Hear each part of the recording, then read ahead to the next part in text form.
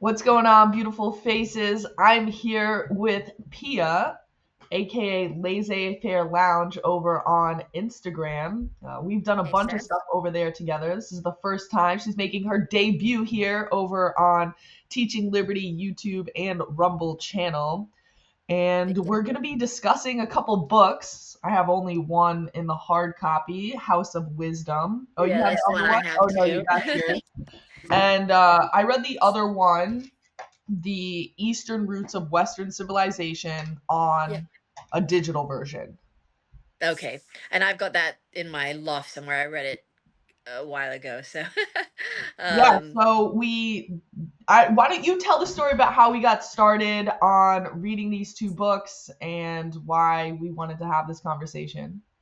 yeah. So basically, Steph and I, we got to know each other on Instagram, and we're both like kind of nerdy. We read a lot of books that a lot of other women our age don't really. I don't know. I don't find a lot of my girlfriends that want to read the same kind of books as I do, but you seem to, have the same taste in books. So we were recommending books, and I said that I'd read you said that you recommended The House of Wisdom, how Arabs transformed Western civilization, and I was like really keen to read it, so I did, and I recommended to you then to also read The Eastern Roots of Western Civilization, which is also about that same idea, a little bit different, but Right. Yeah, they just the same idea. complemented each other very well.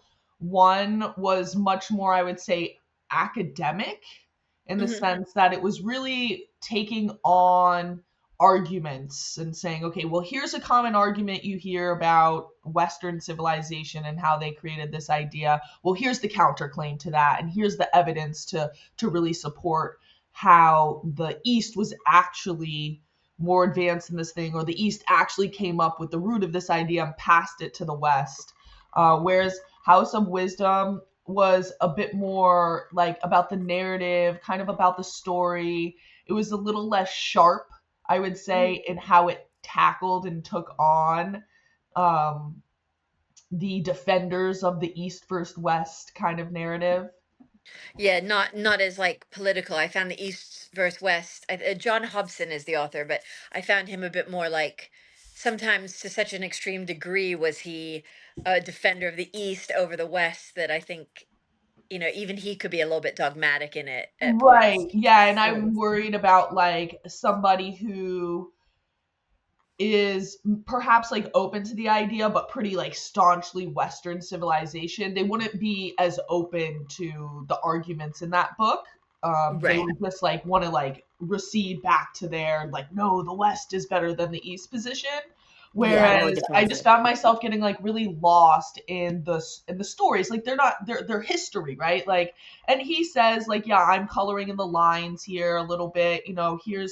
There's this account over here and there's this account here, and this could be a myth that people have just made up based on some factors. Or the one that's coming to mind is the quote about the Socrates's dream, and the Yeah, yeah, yeah. claim of the one caliph like having this dream, but really it doesn't make sense in the timeline necessarily for him to have it, though it is representative of the larger idea that when when Rome fell and the West was in, the Dark Ages, which again, there's a lot of nuance there about what the Dark Ages is. Was it really so dark? I've actually looked at some titles that argue that it wasn't as dark of a time as the Dark Ages might suggest. But for argument's sake, for painting a picture here, Europe was in kind of receded back from the world,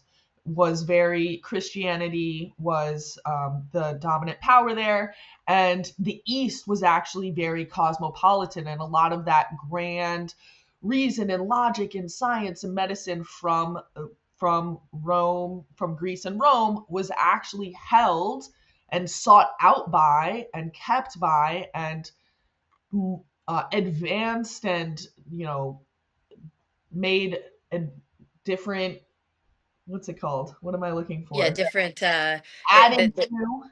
right. The foundation was, yeah, it progressed. It was the progressors or the advocates Right, for right. this. They didn't just hold This, on to it. They made advancements and progression in that knowledge, and kept it going when at a time when the West didn't necessarily value or have the resources and ability to hold on to it. yeah. So it felt fresh, it felt new, it felt like something that I myself, when I look out into the world, I don't see those divisions between East and West.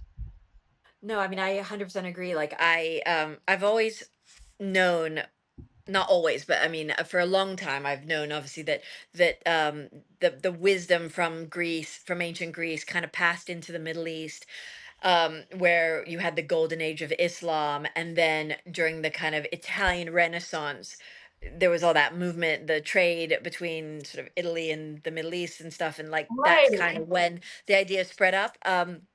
But I didn't know like the how it happened or who were the players involved or what the transition was. And I right, really liked it on the House of Wisdom. Like it really, first of all, I didn't like just the way it described that, as you mentioned before we, the introduction or whatever, that like that we, when we think of the East, we think of the barbaric, the dark ages, sorry, that we think of darkness and just backwardsness. And we were talking about the Xerxes from 300 image of mysticism and things you don't know, whereas like in the House of Wisdom it was showing actually these guys were sort of the intellectual snobs, and they were looking at the West like they were the barbarians, yeah, like they were like completely uncouth.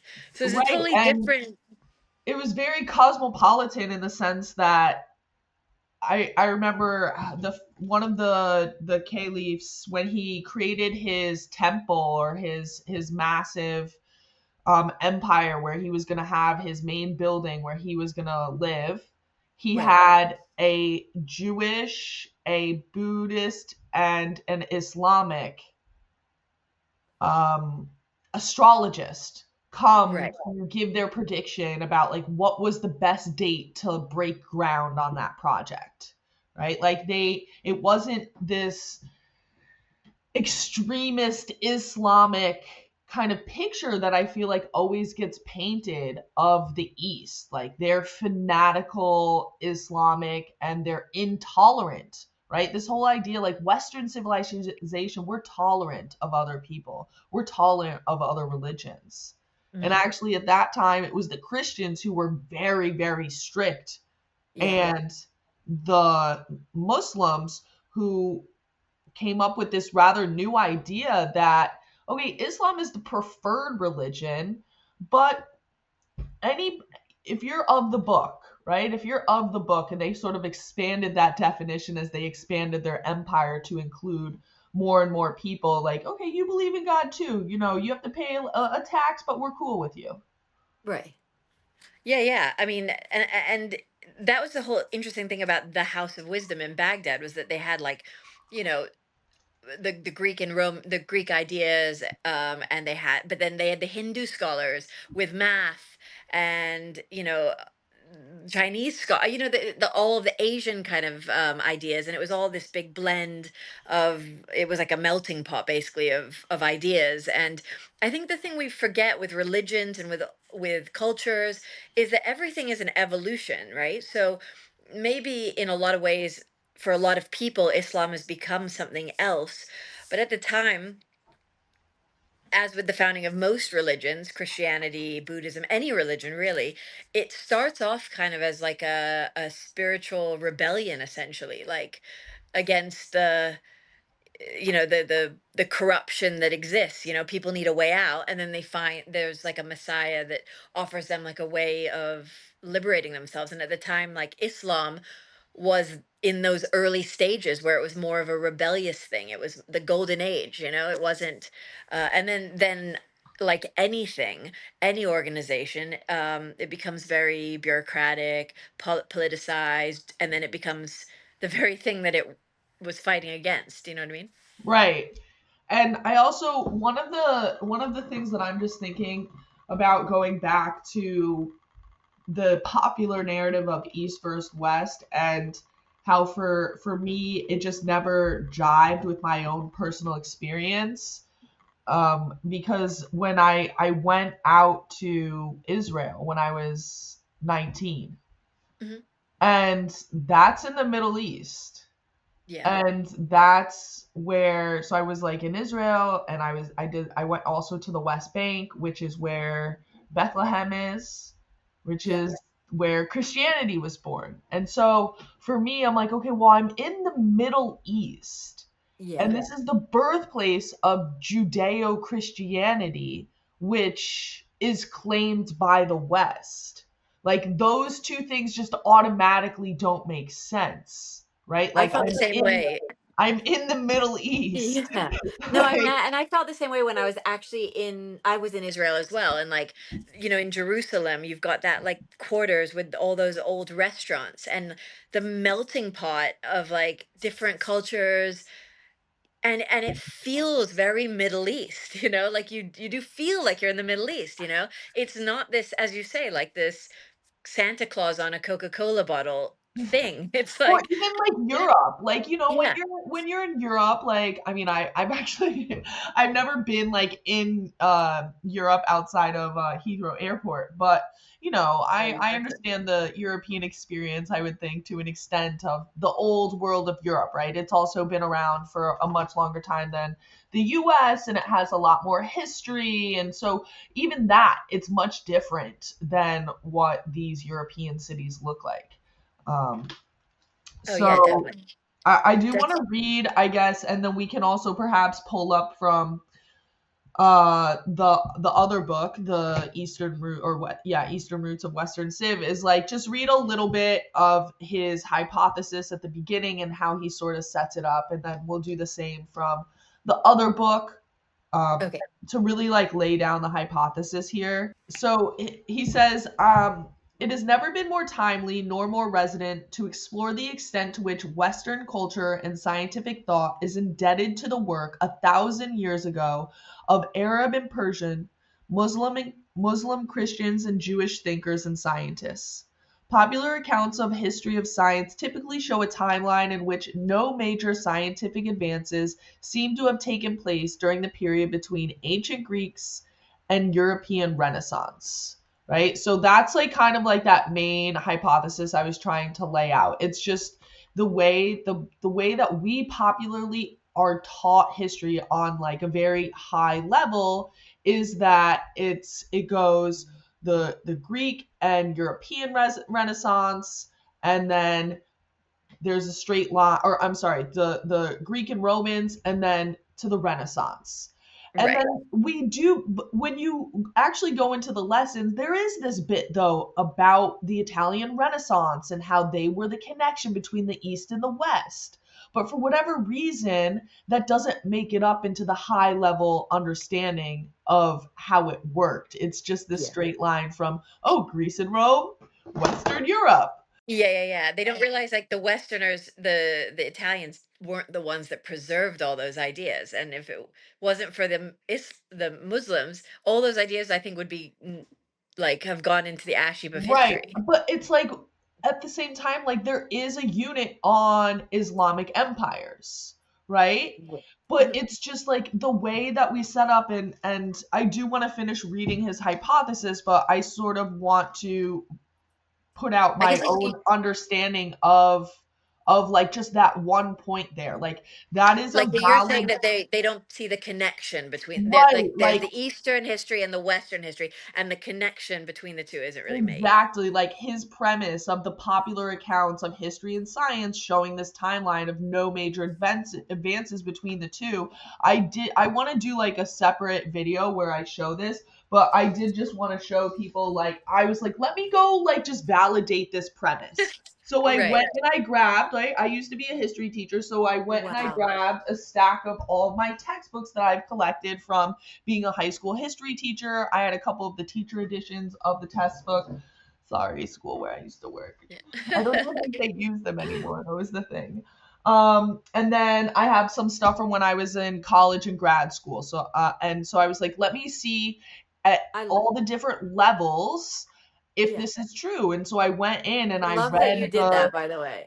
I That's read amazing. the introductions and I went through just to like, I didn't obviously like reread the whole things, but selected sections to sort of test this premise and this hypothesis. And it's so true, right? Like they will do this thing where they're like, oh, like those things started in the East, but then there's never, they just jump straight to being like the West and Yeah. the East are two separate things and they discuss them totally Well, that's not separately. important to us. Right. Right. And they don't acknowledge that the seeds of a lot of like these so-called Western inventions were actually based on Eastern um, Yeah. inventions, earlier inventions that people Why have do you learned think about. that is? I mean, because you think that sort of including it would build bridges between cultures and stuff, you know? Well, I think some of it, the in the Eastern roots of Western civilization, he kind of does get into it, right? Like he connects Yeah. the dots and he like does the extra work, and some of the evidence is more like inferred, right? It's like, Right. well, it doesn't make sense that they could come up with this advancement, right? Yeah, yeah, So yeah.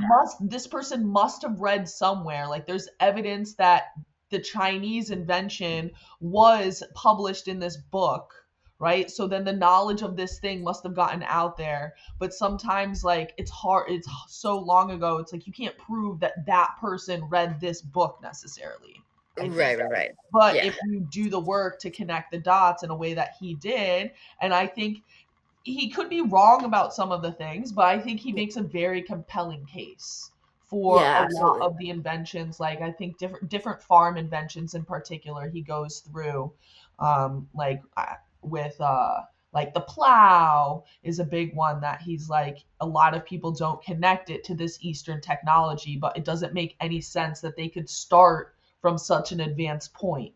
Right, exactly. Well, and they never also talked about the fact that like which is something he goes into, the fact that like I mean China had the biggest economy in the entire world until like as late as 1870, you know. Right. And we don't ever talk about that. And I think No. he said the way that people run the numbers is often misleading. Yeah. And he like goes through and he really debunks their math. Again, like Well, it's like an insignificant, like, do you remember any time in school ever hearing anything about China, no, like I in mean terms you of basically its? hear that they're like well, they're great in ancient civilizations, right? Like we let Yeah, all yeah. these people be great in their ancient civilizations, but then Right. we sort of pretend that they like don't do anything for thousands of years while Yeah, Western yeah, yeah. civilization is taking off. Exactly. When And then, actually the opposite is true. Because if you look at like a if you I'm really really interested in like English history and like the paganism and the church and all that, but like yeah, I mean England was like pagan for so long, you know, while these advancements were being made in Asia, like but not very long ago, like literally like, you know. right. I mean, I was reading something, I think something that's also very representative of this narrative is how we tell the story of Captain Perry and the Tokugawa Japanese society. And Right. we're like, basically, like, there were these like backward samurais, right? And like we came in and we gave them our Western industrial technology, and they became this great advanced society that went on to then fly kamikazes at us. But So fun.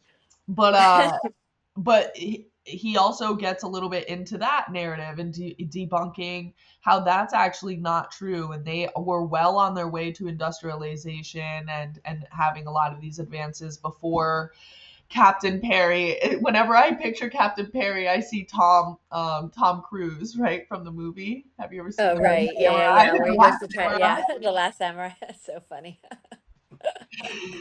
Oh. Yeah.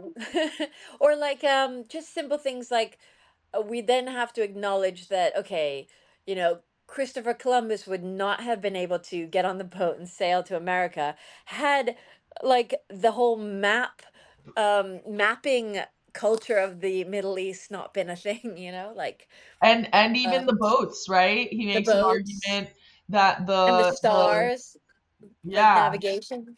Yeah, the yeah, boats. so Yeah. much. And again, like I don't want to say this in a way that and certainly Khalil does not either. And perhaps not as much so in the other book, but that this makes Western civilization any less, right? I just think that that is the story of history. The story of history is people coming together. Like there's so many beautiful stories in how this knowledge gets transferred. Now there's also some really awful stories, right? There's Right. war.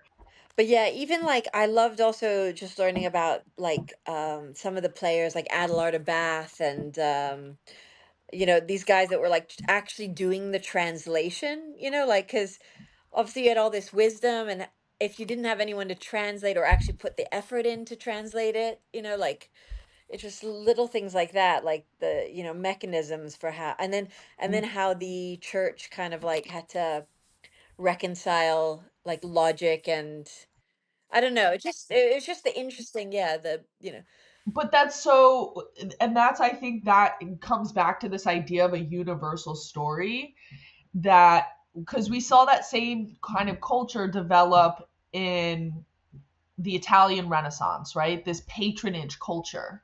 yeah, And that's, it became like social status to say, oh, I'm paying this artist or I'm paying this thinker to translate this book or to do this medical thing. right. And that's how it was in Baghdad and these different Middle Eastern city centers, is, and that's how leaders gain notoriety. Yeah, because look what I'm getting translated, or look what I'm contributing. It is like a patronage culture. You're right. Yeah, it became the thing to do. So Yeah, people, well, I'm a translator, right? And I have a translator working for me, and I have all these grand books of yeah, yeah, knowledge, right? Imagine, and I just think about our society today, and if we think about the things that we value and the things that kind of like really undergird and drive our leaders. yeah. It's the same. It is, but is Oh, it like, oh, I you don't mean know, because they're not? maybe am I, that's my question, is like, am I putting a gloss on the past? Like, were these leaders in the past like any more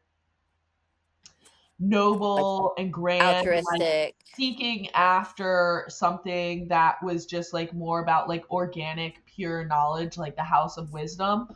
Yeah, Or, like a higher wisdom rather than just right, for the sake of power.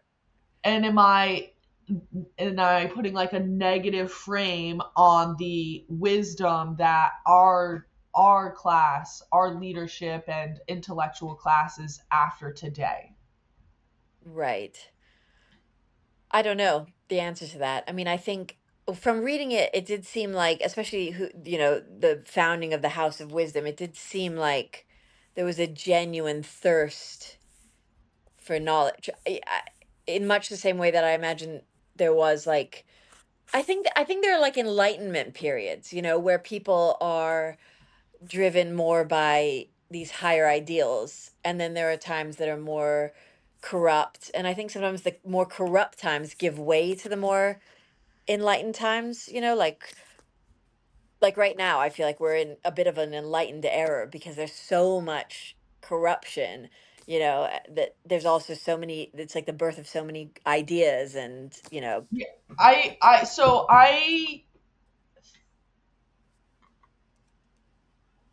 think that we're much earlier on though. If like I in my if I was to accept that framework, which I'm willing to do, right, for the sake of argument, say like, okay, our last golden era was maybe like the Italian Renaissance and maybe or the the, age of reason, yeah, like the the founding of age of America. reason. I feel like maybe that was like one like 300-year period though, right? Like that kind of like all fed into each other.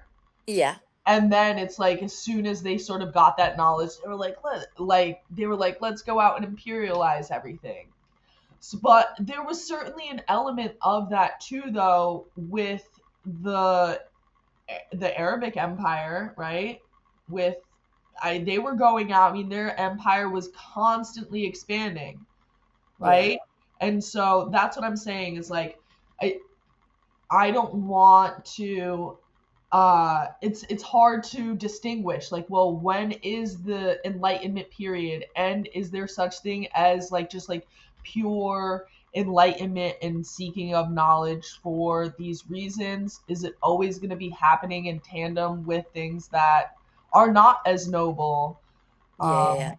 And Well, and also like is civilization.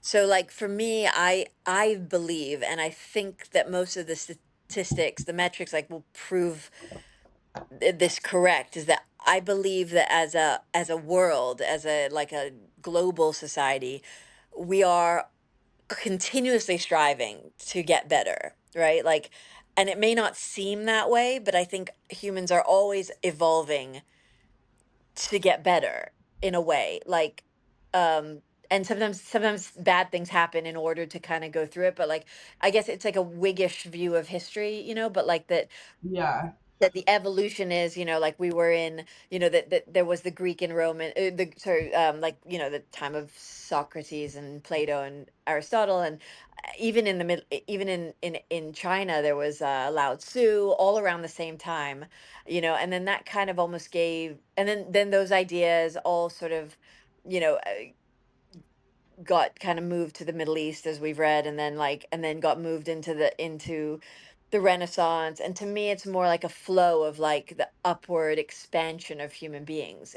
in a way. Like I don't right. Well, I like, so and like that we're getting more moral. We're getting more. You don't have public hangings anymore. You don't have like all these things that were acceptable, gladiator fights and things like that. Like on the whole, I think we're all have a bigger understanding of right and wrong. Um, okay. so I don't know. So Like I that's would that's say my view. Is like more of an optimistic. Like we're actually all pushing for a better society all the time. yeah, I would say so. Like, I run sort of like three ways of seeing it, right? And so there's that way Hmm. that I think is a good framework to keep in mind. And then there's one that's very similar to that, except like I think the way that you described it, it's very linear, right? Hmm. Very chronological. So I think you can take a similar framework, but instead of having it be so linear, you think about it more as like a spiral, like Oh time not yeah. Okay. being so linear in the sense, and like, and it helps you see these breaks in progresses and Or regression. pendulum, like a pendulum going backwards and Yeah, yeah, like maybe it has like also like yeah, it can move in like it can move in a spiral, but it also can oscillate like sort of like back and forth in like different directions. So it has like a very like four-dimensional, much more four-dimensional like in the way that you picture things happening. And yes. that might be hard for some people to understand because I think it's literally just about like okay, you can picture a straight timeline in all of these events, or you can take that timeline and you can like look picture it as a spiral with these like oscillations. And I think Yeah, I think more like along those lines actually. Like I okay, don't yeah, think yeah, it's like a yeah, straight line. I think it's like definitely like we go backwards and then we go for, like right. it's And like oscillating. exactly. And like that's sort of like also how I think about my life too is like cuz like you experience things very linearly, but then like there are like that you have like these times when you feel like deja vu, or you feel like oh like that thing, that skill that I thought was useless, like taking all these like little videos and stuff. Uh, you thought it was just like a silly thing you did, but like now, oh, it's coming back in life, and like it makes Yeah, sense that yeah. I learned that skill so long ago, so I can, like Or that like you're doesn't feel depressed for linear. a Like that season. doesn't feel linear to me. Like that experience feels very much like cyclical. I don't know if Yeah, that's yeah, yeah. I get okay. that. It's So yeah, there's like we're that. going through cycles.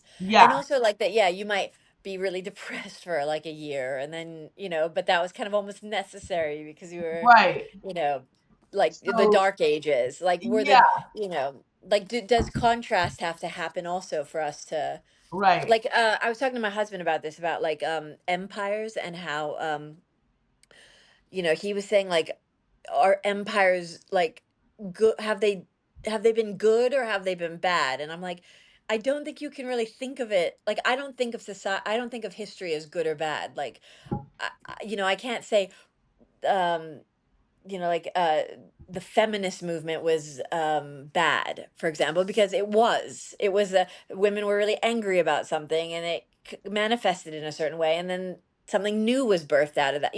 Like it's hard to look at history. Okay, so yeah, the Roman Empire was bad in a lot of ways. It was very, very negative, but it was also very positive in a lot of ways, and you know what I mean? Like, Right. And I guess that goes back to my question too that I was asking myself, right? Is because I do feel like I was probably putting too much of a gloss on these enlightenment ages of the past right. versus how we picture our government and officials and the types of technologies, because like that's really what I'm thinking about, right? Like um in in here it talks about like how chemistry was first started, like really like the first very regimented types of chemistry and being able to do the scientific method. Mhm. uh it started in with In the, where is it, in Baghdad. In Baghdad, yeah, the house was, yeah. And so I think about them doing this like basic chemistry which we accept now. Mhm. And now I think about the types of sciences that we're doing today with the The DNA and the mRNA and all Like, the, agendas, basically. right. And so am I looking back at the type of chemistry and giving them a pass where, because I don't really understand the socio-political implications of what those meant for regular everyday people in the way that I understand them for the types of chemistry and medicine that they're doing today. Yeah, no, I get that. So I don't know Um, if there's an answer to that, but it's certainly something that I just want to keep in mind when we do this. And then I also yeah. wanted to say that there's a third way, like kind of, I know we're like going here and there, like, going very organic in this conversation. I wanted to add a third way that I think about, or a third kind of premise or idea when we think about history. Mhm. And this might be like super way out there for you or for some other people out there in the audience, but I love hearing all different ideas, especially ones that are considered crazy or conspiracy theorists, like way down far the rabbit hole. But have you Yeah. ever heard this idea of of like Atlantis, Yeah, or yeah, yeah. of I forget what is the other one called? Like it's connected to like the world fairs and like how they Oh, used to yeah. have like the free energy, like this free energy hypothesis that You there, mean the energy, like, that, like, for example, like, the reason people are so drawn to, like, like, ley lines and all that kind of stuff, like, that there's maybe an some of that, energy but of the there's like world. the free energy thing where they used to have like they have like these really tall buildings and like they used to be able to like know how to tap into the free energy. I'm trying to remember the name of like what they call themselves sometimes. Like these lost cities basically, right? Yeah. And so that what my I bring that up because like you made the suggestion that like, okay, regardless of whether you see it like quite linearly or like more in like this spiral with oscillations, like the overall trend is that we're making progress, right? Right. That we're more enlightened now than they were in the past. And that was on average the case at any point in that timeline, right? Yeah. But But I think, this oh, sorry, free go on, because I think I know where energy, you're saying. yeah, like these free energy like Atlantis type societies kind of punches a hole in that, right? And says like, Yeah. actually, like we built up really high, and then either some evil people came along or some like godly force came along and said, you no longer deserve to have this knowledge, wiped us out, and we started from like square one again. Yeah. Well, it's interesting because I feel like we're going to learn a lot more now about history through just the way science is progressing and technology, DNA testing, all that kind of stuff. Like um, you know, I went down a huge rabbit hole down kind of like the whole like energy ley lines, ancient wisdom, all that kind of stuff like um basically like there's this whole idea in India, the Vedic tradition, right, which is like that the Vedas were a very Indian thing, but I believe actually if you look back further, you can see that the Vedas actually kind of came from the north, in fact somewhere like Siberia, or even like they found traces of Vedic wisdom up in Sweden and in Lithuania and places like that, and that it came down. I don't like that the movement of people goes so far back, and there's this idea that like, well, everyone was just like cavemen back then, but then all of a sudden something like Göbekli Tepe is discovered, and you're like, well, that timeline doesn't make sense anymore, because that's like what, 10,000 BC, which is when we were supposed to be living in caves, and yet you've got this amazing structure that was found, which like throws a wrench in everything. And like um and there's all this knowledge, like the stone circles and stuff that you have here, like I believe those are like energy grids or something. I Yeah, believe those my people were friend really.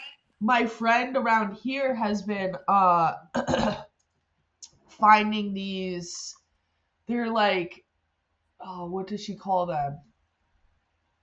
I'm forgetting the word. They're like kind of like caves. They're Right. little, and but they line up with the solstice. Okay. And Wow. so They nobody, like, didn't. she's like kind of like trying to uncover sort of this like lost history of these. They're like stones that are put up in a certain way, and like they Yeah. create little, almost like little caves with them, but they're all in line with like either like the winter or the summer solstice, I believe. Have you read any or watched any Graham Hancock stuff? I've Like, seen, well, I saw him for sure on Joe Rogan. I know he's been on there like a few times.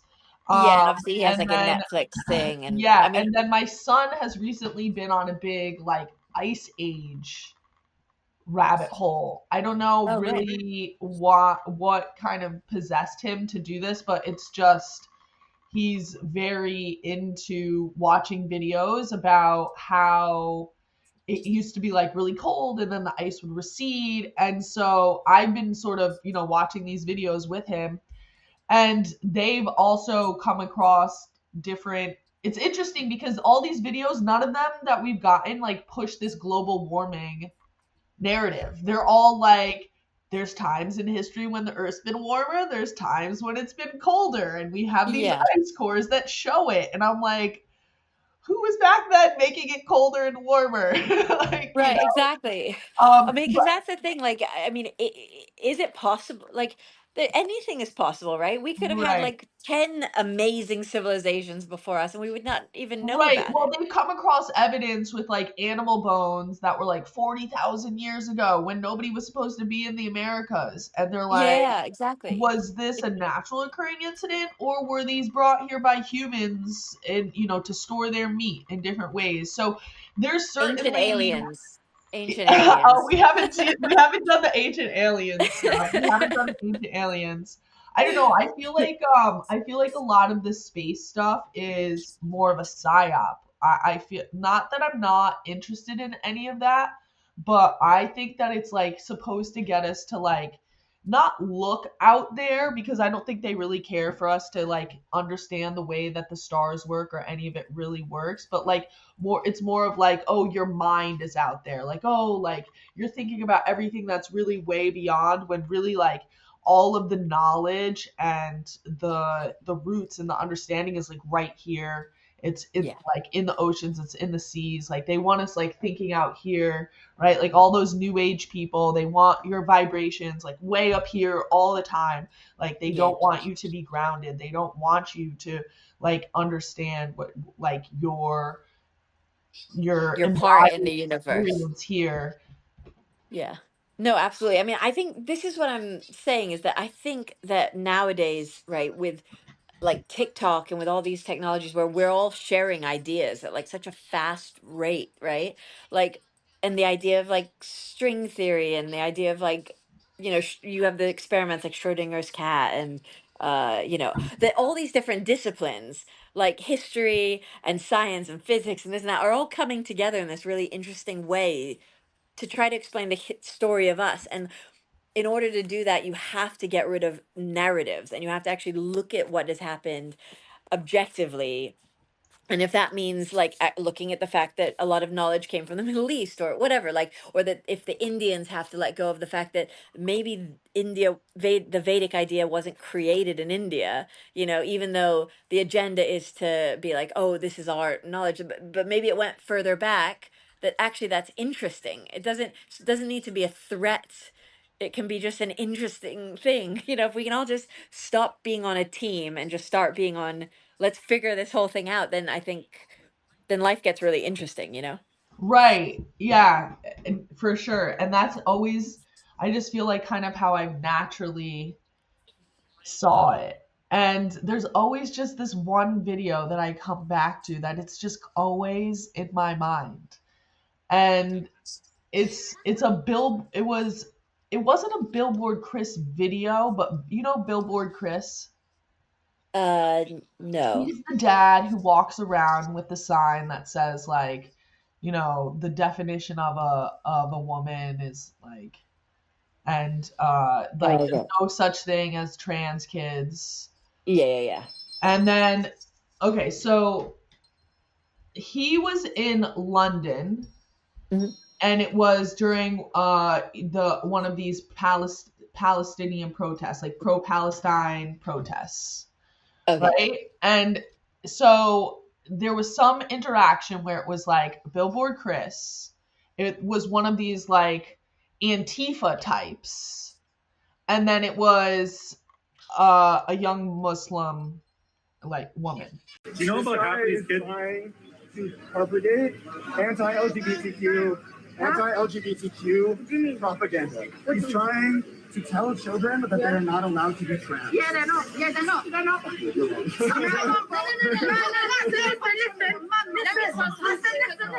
In some religions, you can't do that. Yeah, you have to. What religion are you? What religion? Why are you then? He doesn't have a religion. He's Antifa. This little coward wearing his mask. He doesn't have a religion. You see, and you can hear Chris in the background being like, he doesn't have a religion. He doesn't have a religion, right? And so it's so interesting because he's supposed to be against these people, but like on this issue, he's on their side. What was interesting is that the Muslim and the Antifa person are both pro-Palestine, right? Right. But Billboard Chris and the Muslim woman are both like anti-trans, and Right. like, and they're more, and so like and it's like to me, Yeah. like these more like ethnic, that's probably like me, that's probably like my white racist person coming out or whatever, like these newer arrivals to the United States that are Muslim, and I think the same goes for a lot of the Catholics that are coming up from South America. They actually have very traditional conservative values. That's Like, so true. and in so many ways it feels like conservatives are looking for these more religious traditional values, and so it's like it seems like they should be natural allies, right? Like I don't know, I just Yeah, I always know. this Well, picture the of whole these thing gets the whole thing the it's it's crazy because it's like I was actually chatting with someone yesterday about it because we both lived in DC at a certain point. We were talking about DC and like I remember once I was walking by the World Bank and there was a big protest and there was a girl had a sign that was like down with the World Bank, down with capitalism, and she had a Coke in her hand and like I'm just like nothing about this makes sense. Like, Right, you know right. what I Well, mean? Like, socialists are actually libertarians who just don't yeah. understand economics. Yeah, Like, exactly. You're but kind they of like, really are. Like, yeah. I know so many, like, because, when I go to these festivals and stuff, it's like the same thing. It's like these people who are like super hippies, but they're like these crazy, like, liberal Democrats. And then it's like the more, like, I guess you could say red pilled group, like that end up more like, I guess, like on the conservative side of things, you know, Yeah, yeah, yeah. but No, we're it's not weird. we're not Republicans, and it's just like, come on, we're on the same team. It's like you guys just need to like like, how can government get you those things? You're complaining about everything the government is doing, and then Yeah, yeah, yeah. but the government should be the solution. Because it's always like, oh, we just want freedom, and you're like, yeah, but we just want freedom. Like, like you want freedom, but you want the government. Like that. Those two don't. That this doesn't make sense. Like what you're talking Right. about.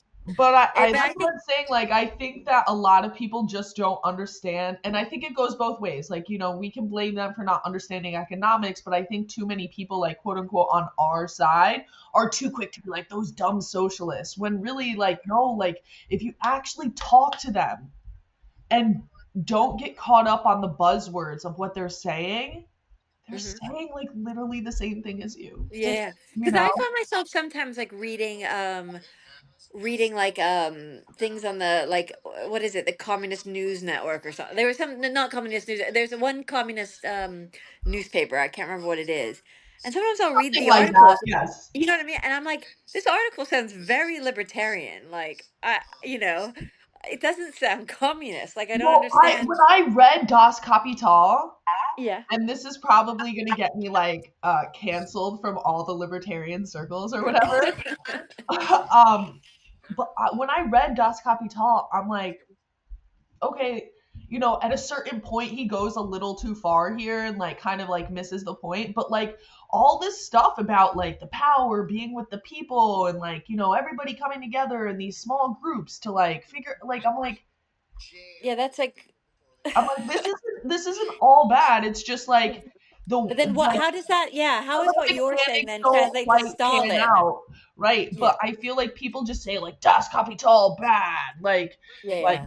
and There's always like interesting well, and I also think so. Here's my take on it. What I've recently figured out, right, is that a lot of the battles that we're having in the world, and like a lot of it has to do with the fact that we're fighting over solutions rather than like dealing with the issue, right? So like you're pro-abortion or you're anti-abortion, right?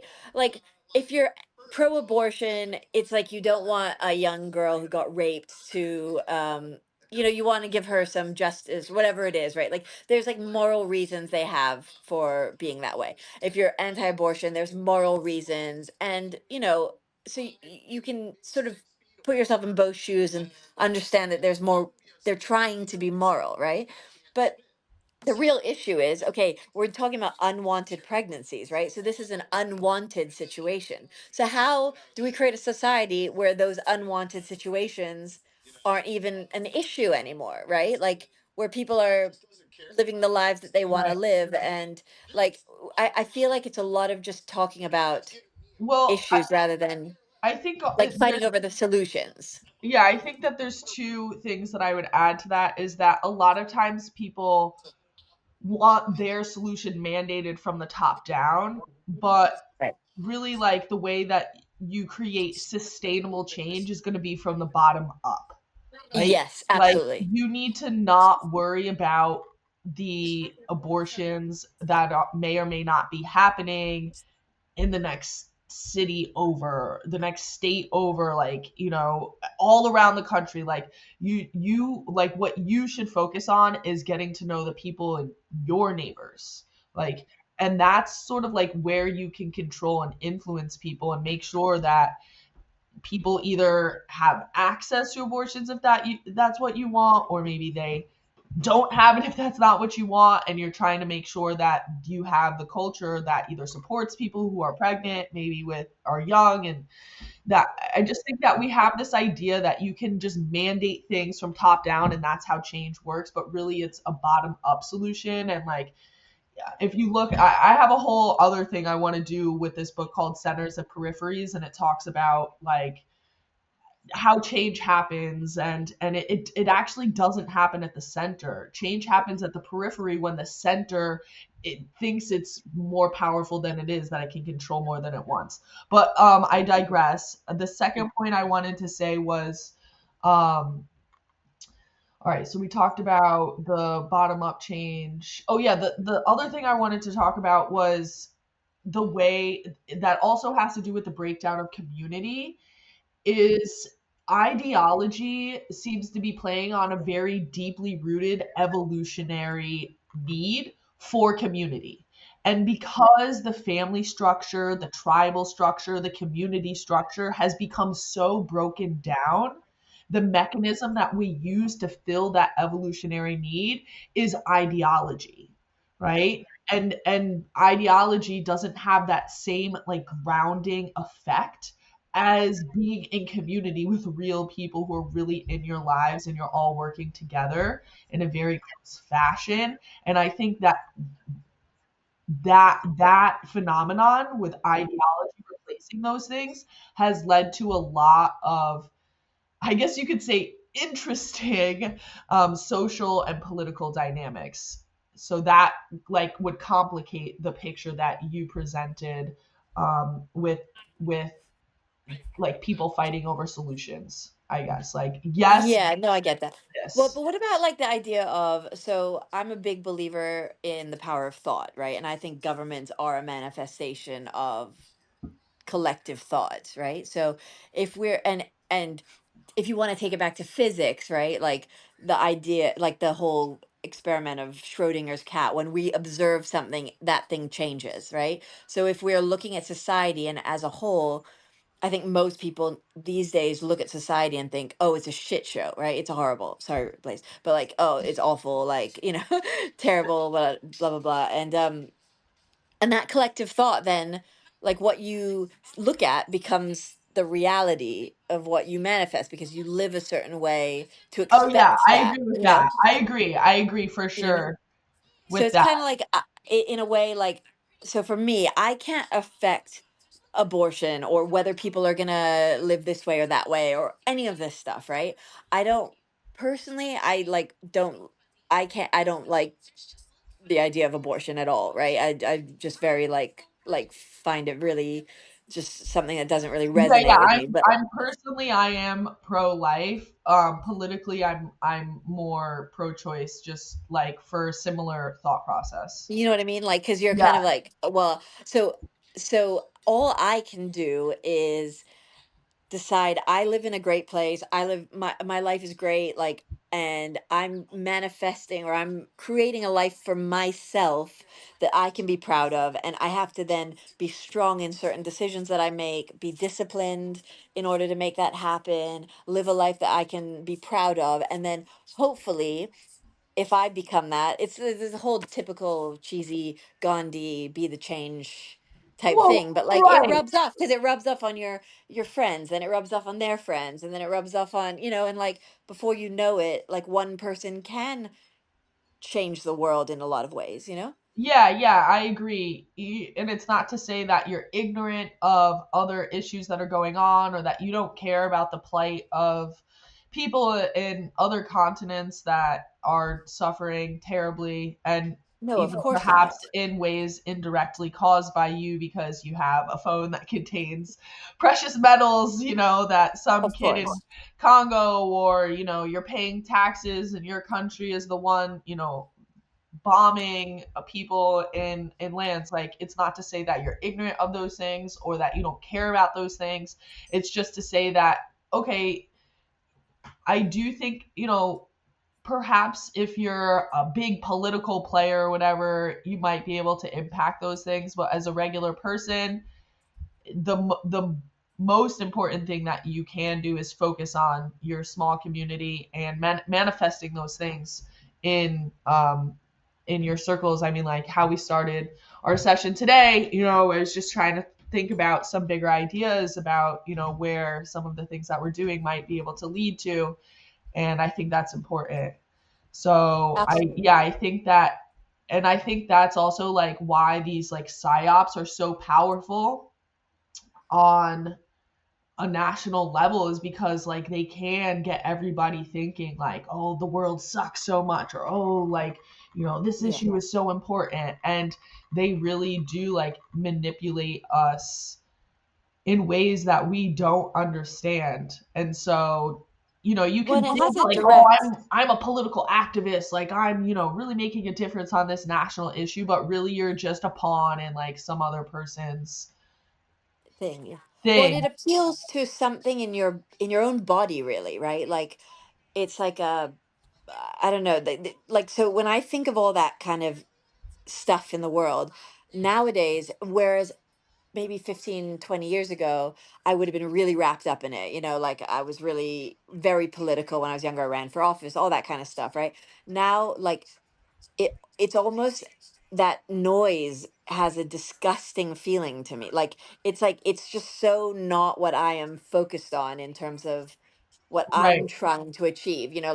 Like I mean, it plays out in your interpersonal relationships as well. So like if you come from a family dynamic that is loves like the drama and just like the drama of the world or whatever, like you're getting something from that internally, right? And until when you break that pattern of like needing that fix, that whatever it is, like if it once you get to a point, it starts to like not resonate, it starts to feel like almost Right. yucky, Well, I and so think then our modern world has us very like disembodied. It has us very yeah, not, like attached to the external, like the news media and and just what's happening material here, things, like material lots of things, yeah. material things. Yeah. Exactly, yeah. And so then you spend most of your time living in fear, greed, and then the governments reflect that, because when you break a pattern, then that the people you're in that pattern with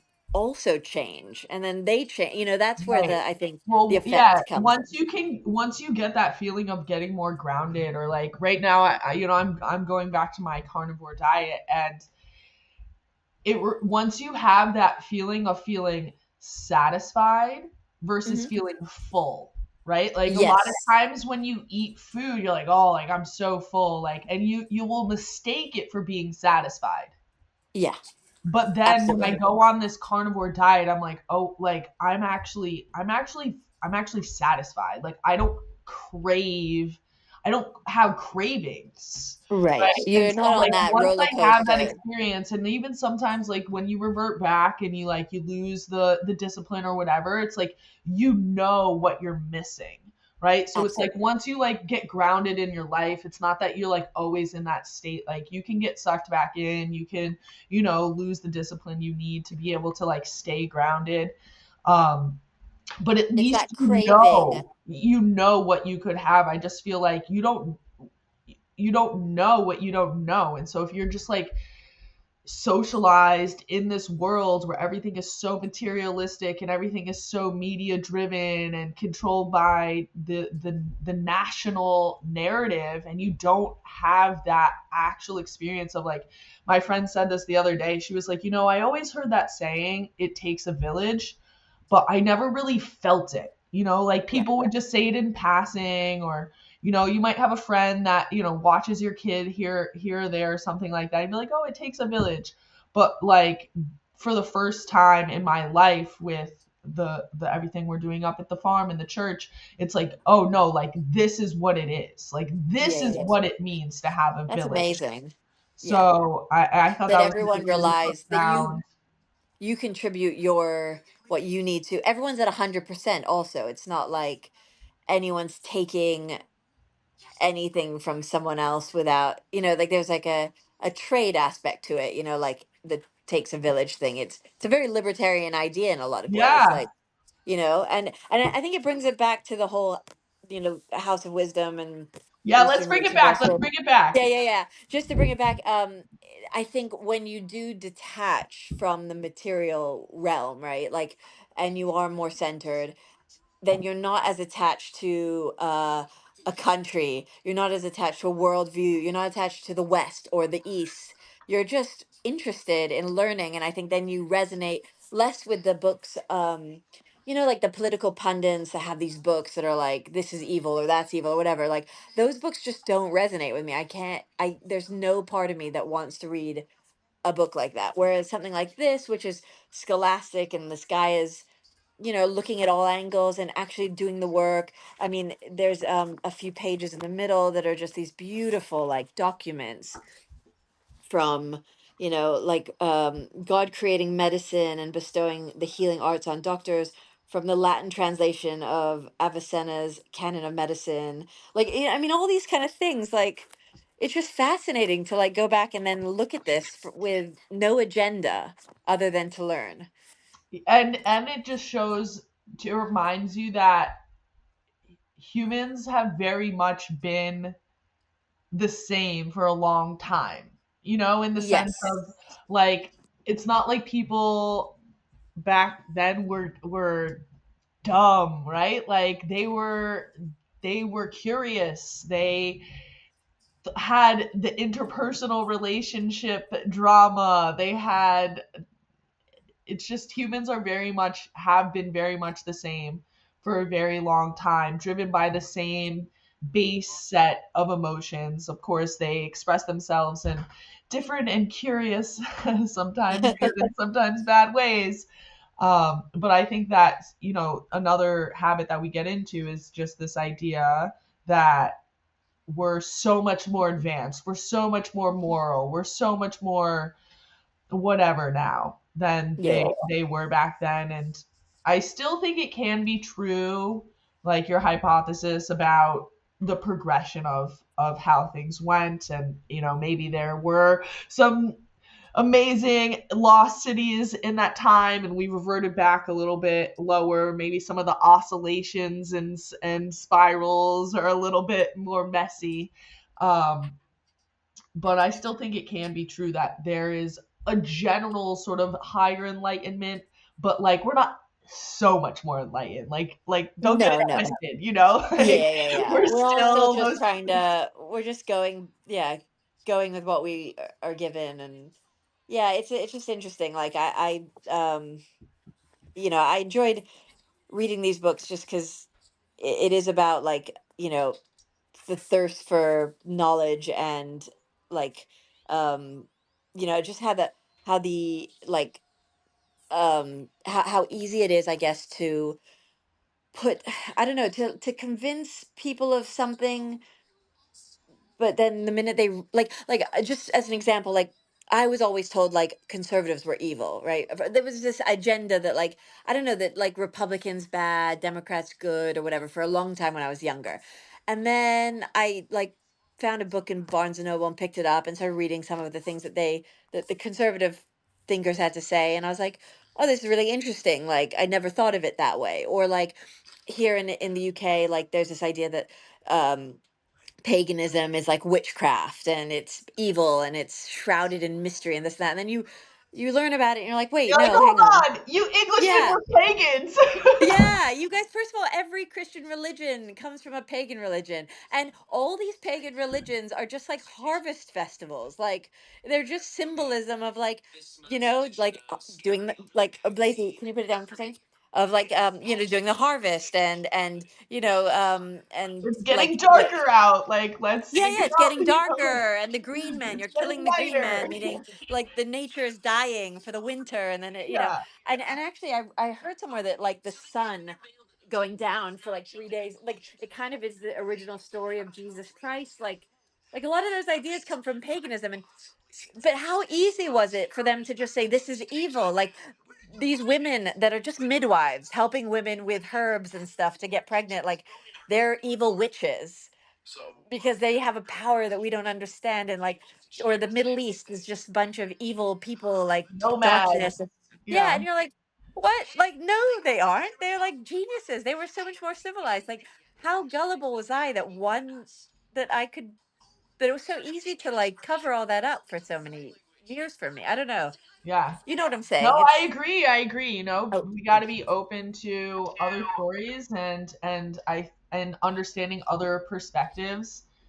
And I do think that there is something happening. I feel like, you know, it's hard to tell because I feel like sometimes the establishment like plays with like this dark versus light, and it makes it seem like, oh, like these are the good guys and like they're bringing light and truth. And I actually don't think that's where the enlightenment is happening. I think it's happening much more on a community level. It's something that I've said before is that the revolution will not be televised, not because the mainstream doesn't want it televised. It won't be televised because the nature of the revolution cannot be televised, because yeah, it yeah, is yeah. Because happening it's in so person, individual. Yeah, real people, so organic. And then it's like a tidal wave, right? Like you don't realize a tidal wave is happening until it's like way too late, yeah, yeah, until like absolutely. all that energy has built up under the ocean for so long, and it just looks like, oh, it's just like a little rolling wave, and then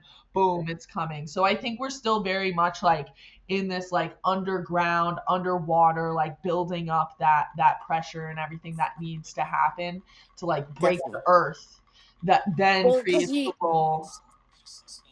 that kind of, well, because it's interesting because about like I remember like when I started getting into, for example, like I started really getting into things like Abraham Hicks, like the law of attraction and the masculine feminine energies and just understanding all this spiritual stuff. And I started really getting into it like maybe 2008, 2000, like right around the financial crisis, so like yeah, about 16, 17 years ago. And there was very little out there like about it, right? Like if you were into it, you were really far out, like very weird. And now it's like everyone's talking about it and everyone's like you go on YouTube, it's all energy and the male female dynamic. You know, it's all this stuff like people are talking and it's like what when did this happen? I didn't even like didn't see it. Like I was in my Yeah. own world going down my own like journey or whatever and I just didn't see that a lot of people were doing the same thing. And you know, you're right, it is like a tidal wave that's kind of coming and you know. So yeah, and I don't think it'll come from people like Donald Trump or Elon Musk or whatever, Yeah. whoever is the Democrat side of things. I think it's gonna Although do happen you from think people with small accounts that yeah, yeah. Instagram doesn't let grow, and people So just you doing. don't think that Donald Trump or all this stuff that's going on in the government is a manifestation of that No, I think it's like a belief? false light. I think it's like them like playing with the darkness and lightness to like make it seem like, oh, that's the light, that's the truth. I think that it's going to happen on a much more like organic and small scale.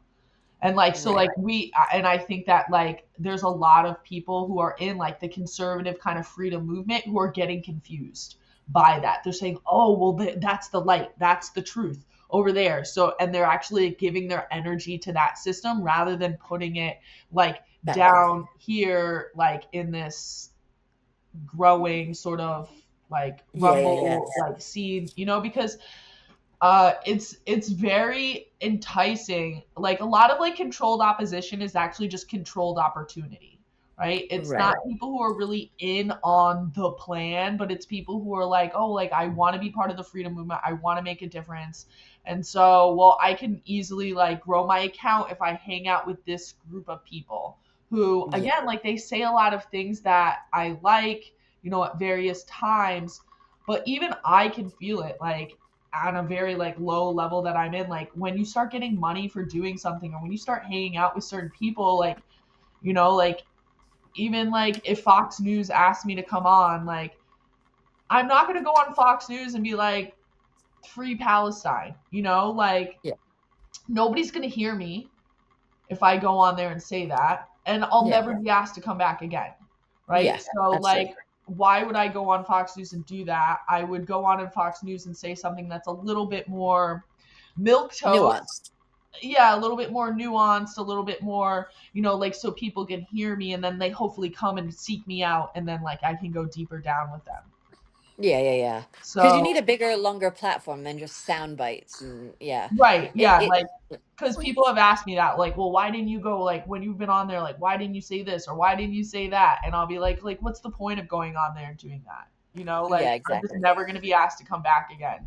Yeah, you end up becoming like a loose cannon, which isn't what you are at all. You're just like Right. and I agree with what you're saying in the sense that like I found myself at a very visceral level, like the more all this stuff is going on in the world, like I'm just getting very insular. Like I don't know, I'm really like going much more into myself Into your and feminine, right? Because like that into my feminine, feminine, yeah. like feminine, and that's the other thing Yeah. too, is like we talk about this dark versus light, but like feminine energy is actually like dark energy, right? It's like in the womb, it's like holding seeds, like under the ground, like Yeah. that it's like dark isn't good or bad, light isn't good or bad. Yeah. They both have their seasons and their cycles, but Well, feminine energy is, in my opinion, like the like the whole idea of civil disobedience. Like I always think of like if the government is more like the masculine, like the feminine is more like so like the toxic feminine is more like the protests and the rallies and the screaming and all that, whereas the more feminine, divine feminine energy is more like the civil disobedience, just saying no, I'm gonna do this, right. sorry, you know. like that, Well, just kind of saying no, we like should do a book maybe on that. I know like the next book that we wanted to do was maybe like taking, so we've like we talked about the East versus West narrative that Yeah. kind of like was brought out in this, and of course like we did a whole journey on and back onto like how this has just like opened up our mind to think about all sorts of different issues. But I kind of wanted to follow with the East versus West narrative and then bring it more into the modern and to a specific issue, which would be we're not playing any games here, we're not taking any easy issues. The Israel-Palestine issue, okay, with yeah, sounds great. from Beirut to Jerusalem. Yeah, great book. And maybe there's other book or two in there that we could bring into the conversation. So I was thinking we could do that for our next one, and then we'll see where we go from there. Maybe we could do something more like spiritual or something like that. Perfect. But I hope people are gonna get some value out of this conversation. Like I said, I know like we kind of we just like kind of We go all over the place, but yeah, it all ties together. At least you and I understand how it ties yeah, together. and I think that there are people out there who are looking for these types of conversations that aren't so attached to and driven by the news cycle, that are more just about discussing like, this is how I see the world, this is how I think about things, like this is the framework that I'm using. And I think we're in need of that. Like we're in need of a system update. Right? Yeah, I 100% Shout out agree. to Glenn Greenwald. That's his show, System Update, right? Like in a way, we need to develop like a new language and a new framework for how we understand and look at these terms, so that people like you and I who are more libertarian can actually speak with people who are more quote unquote like socialists. Like we need a new language so that we're not just like talking past each other. Yeah. Where we're all trying to get the best results, where it's not like we're trying to like harm each other, Yeah, and so I think that now that I'm talking about it with you here, and like I think that is probably like the goal of these book club discussions. And I'd love if other people out there want to join in with us, if you guys have suggestions with books, and maybe we can even like get other people in on the book reading and adding to the conversation. So if anybody out there excuse me is into that and wants to join in, leave a comment. You can do it right here on YouTube, or maybe you're watching this on Rumble. We're also both on Instagram. That's another platform we're both very active on. So I'll have those linked down below. I'm Teaching Liberty. Pia is Laissez-Faire Lounge. And, we have long form conversations over there as well. We do short form content. Pia, you're also working on some cool things on your side of things. Want to give some little plugs of those? Yeah, well, I'm working on a book at the moment, a novel. It's I like loosely like it's about the um Wall Street in the noughties, 2008, which I don't I don't know, everyone loves a good Wall Street story. So but this is a good one because it's about all the real events that happened back then, sort of inspired by the story of Bear Stearns, and then also it's a bit of a spiritual journey, so yeah, it's interesting. So we're Hopefully excited I'll for yeah. that. Yep. So as it gets more closer to being complete and being ready to release, which will be this year, I'll let you know more Yeah, about it. and we're gonna get her to get her YouTube channel back up and running. So she's gonna be doing some content over there. We're gonna have some more of these discussions. And I Perfect. think there's gonna be a lot of cool stuff coming out in 2025 over here from we're making our own podcast bro network. All right. Yeah, exactly. But with the divine feminine Yeah. perspective. Well, we're not podcast bros. Yeah, exactly. All right, Cool. guys. Well, Until next sorry, my time. son is yeah. Yes, we'll let you I've go with your tested his mom. patience. I got to go get mine very soon. So until next time, everybody out there, think free, live Sounds good. free, and give all the glory to God.